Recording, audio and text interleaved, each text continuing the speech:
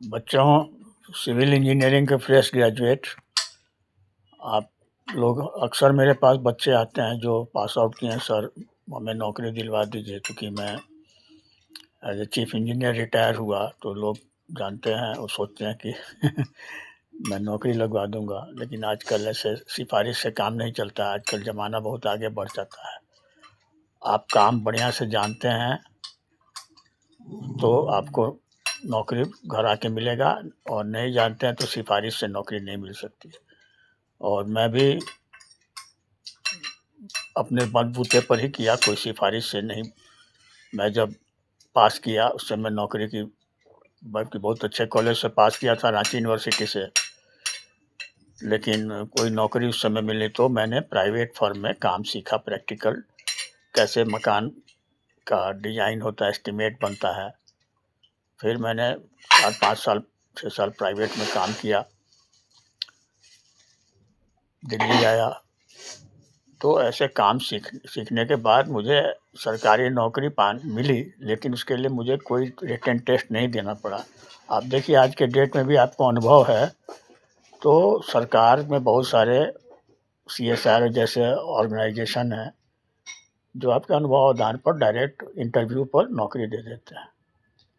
तो ऐसी बेरोज़गारी के दौर में मुझे सरकारी नौकरी बिना कोई रिटन टेस्ट के मिल गई। तो मेरा कहने का मतलब है कि आपने जो पढ़ाई की है सिविल इंजीनियरिंग से, उसके प्रैक्टिकल क्या है। सिविल इंजीनियरिंग में बहुत सी पढ़ाई होती है, इरिगेशन है, पुल बनाने का है, मकान बनाने का है, मल्टी स्टोरी बनाने का है, तो इंटीरियर डेकोरेशन आता है।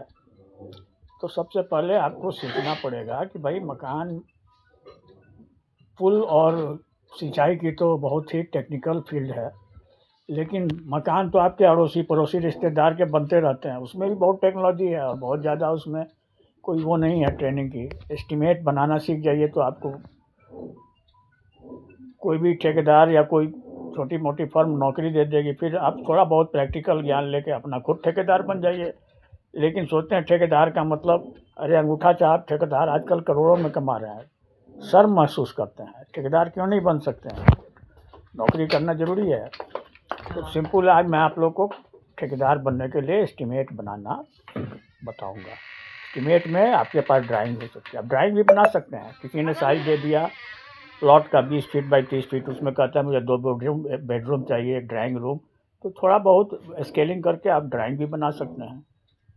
और बहुत सारे तरीके हैं, थंब रूल है, जिससे आप मकान का 1000 रुपये स्क्वायर फीट, 1200 रुपये स्क्वायर फीट ऐसे करके ये एस्टीमेट बना सकते हैं। तो एस्टीमेट बनाने के लिए एक तो थंब रूल है, उसमें ज़्यादा मेजरमेंट की, खाली प्लॉट साइज आपको मिल जाए तो उससे एस्टीमेट बन जाता है। दूसरा तरीका है मेजरमेंट के बेसिस पर। अब जैसे कोई मकान बनती है तो पहले खुदाई होती है फुटिंग की, तो खुदाई में क्या होता है, क्यूबिक फुट में मेजरमेंट होता है, तो उसमें गड्ढे की लंबाई चौड़ाई ऊंचाई आपको ड्राइंग के आधार पर लिखना पड़ता है। तो उससे खुदाई की निकल गई। उसके बाद उसमें कंक्रीट पड़ेगा, उसका भी वही हिसाब है, लंबाई चौड़ाई उसकी कितनी थिकनेस है, मोटाई है। फिर उसमें सरिया है, तो सरिया का सब लंबाई दिया रहता है, उसे सरिया की लंबाई निकालिए, और डेंसिटी होती है लोहे की दी हुई है, उससे मल्टीप्लाई कर दीजिए एरिया और लंबाई को, तो उसका किलोग्राम निकल जाएगा। प्लस्तर है तो प्लस्तर में दीवार की लंबाई चौड़ाई नापनी है, और उसके रेट हैं। इन सब के रेट कहाँ मिलेंगे भाई, तो डेली शेड्यूल ऑफ रेट आप डाउनलोड कर लीजिए वेबसाइट से, वहाँ सारे काम के रेट बने हैं, क्या क्या काम होगा आपको पता है। बाथरूम फिटिंग के भी सब डिटेल है, वाश बेसिन का क्या रेट है, उसमें तो कोई मेजरमेंट करना ही नहीं है। 3 बाथरूम है तो 3 वाश बेसिन लगेंगे, सीधा सा नलका लगेगा, उसके रेट दिए हुए हैं।